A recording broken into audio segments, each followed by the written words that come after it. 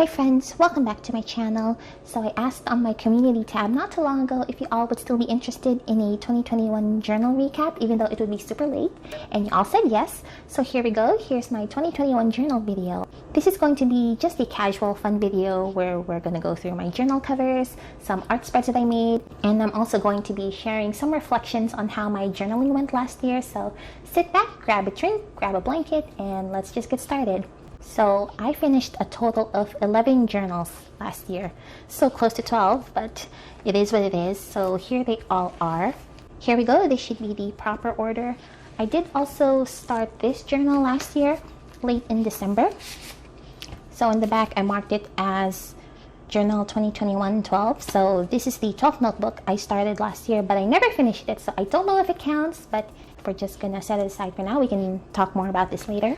So I started the year off with an A5 Leuchtturm journal. And I remember in my 2022 journal recap that I said that I wanted to challenge myself by journaling in an A5 notebook because I've never done that before.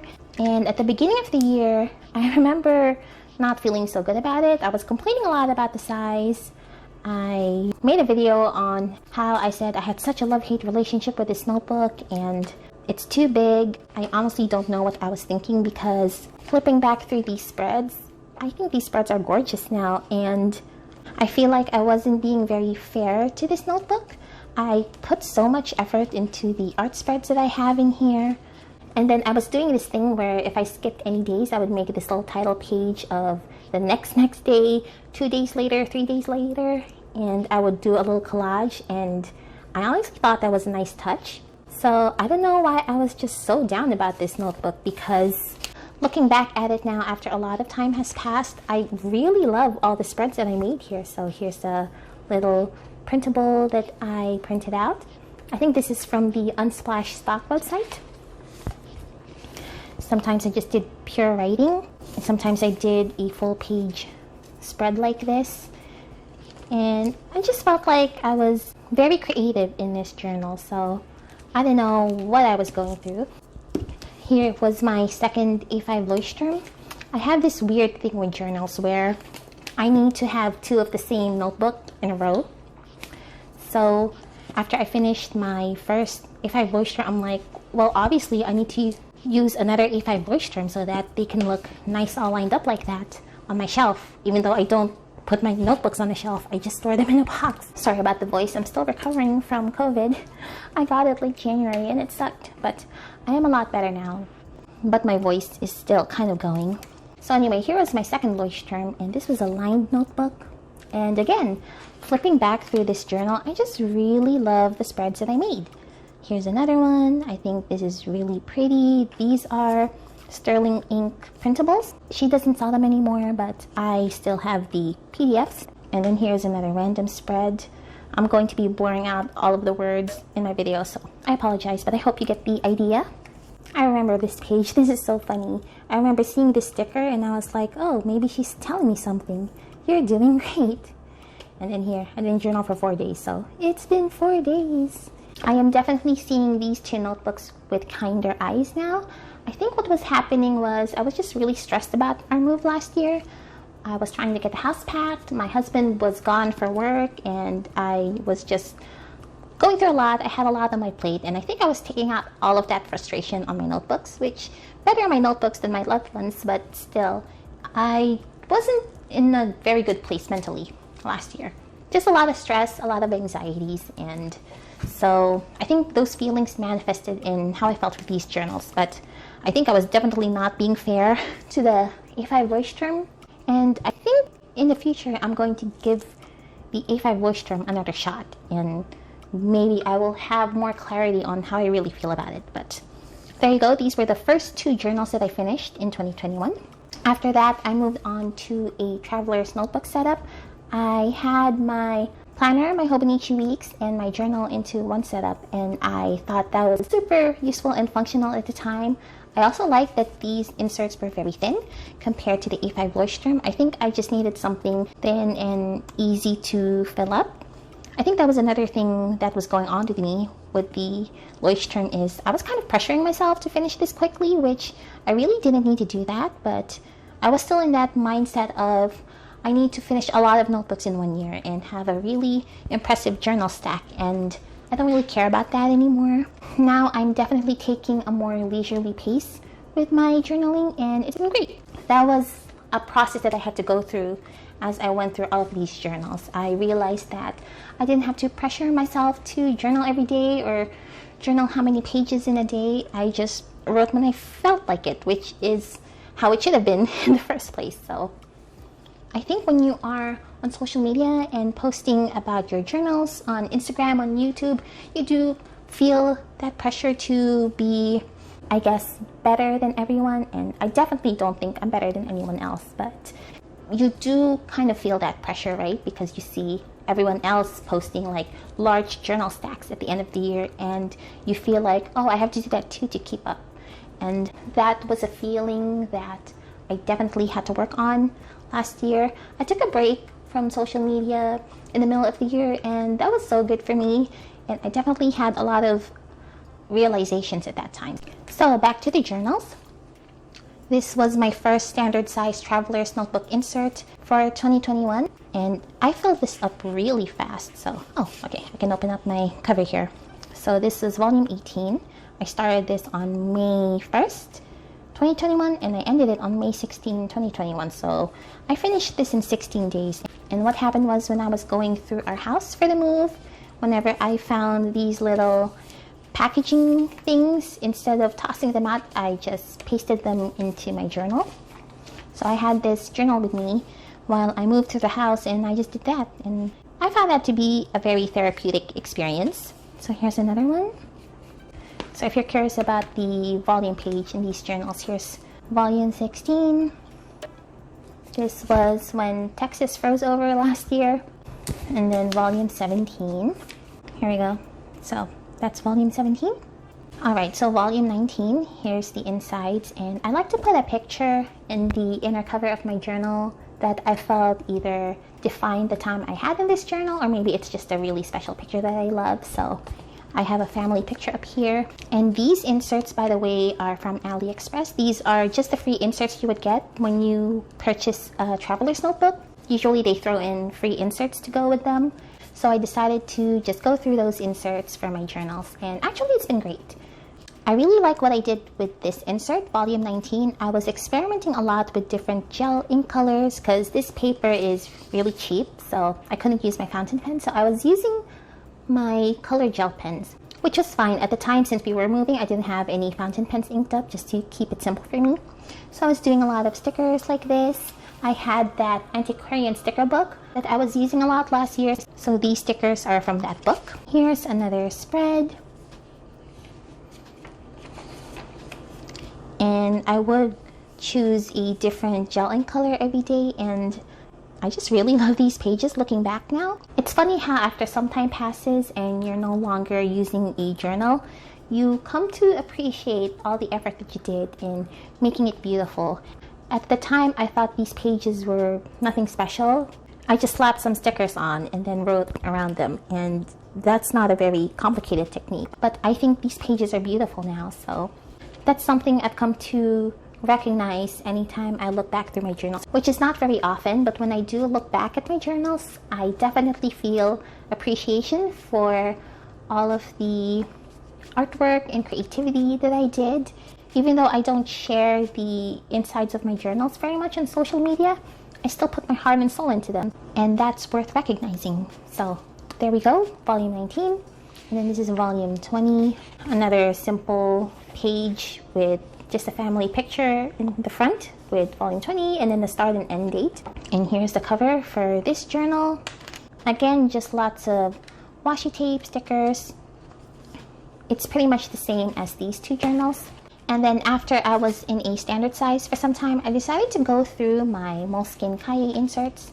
I had a set of 3 that I originally wanted to use as a traveler's notebook to go with my Starbucks planner the year before, 2020, but that didn't work out, so I decided to turn these into daily journals instead. So here is volume 21. Same deal, I did a bit of sticker collage. It's mostly writing. I did try doodling here and there. I wanted to practice drawing at some point, but then I dropped out again, so that didn't last. I do want to get back to it, but I'm really proud of this. Here's another art page. I think I wanted to write something in here and I never did, so that's a shame, but it is what it is. And then here's volume 22, and here is the volume page on the inside. This is around the time that I got really into Final Fantasy XIV. So I started this game a couple of years ago, but I've always been on and off on it. But sometime last year I got really into it again, so I decided to play through the story, and I love this game. I had a lot of fun. So I decided to put my character on the front page. And by the time I was in this journal, we've already moved and I was already feeling really comfortable in our new house. So I had a much better outlook on journaling, I think. And then here's the last of my Moleskine notebooks, volume 23. Again, another simple page. So as you can see, sometimes my journal covers were really elaborate and thought out. So I had a theme for these two. Had like a yellow, sunny travel theme going on. And then this one was blue. I really love this one. And then other covers, I tend to just slap some random stickers on, or maybe I just kept it very simple. I really love this sticker though. This reminds me of me and my son. So even though this cover is simple, it still feels special to me.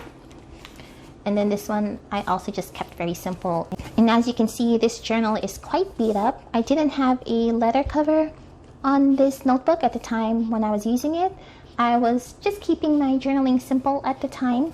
I tend to do that every now and then with my written journal. Sometimes I don't have a letter cover on it just to make it easier for me to dive into. As much as I love letter notebook covers, sometimes I feel like they do get cumbersome sometimes. So every now and then I just keep my notebook open.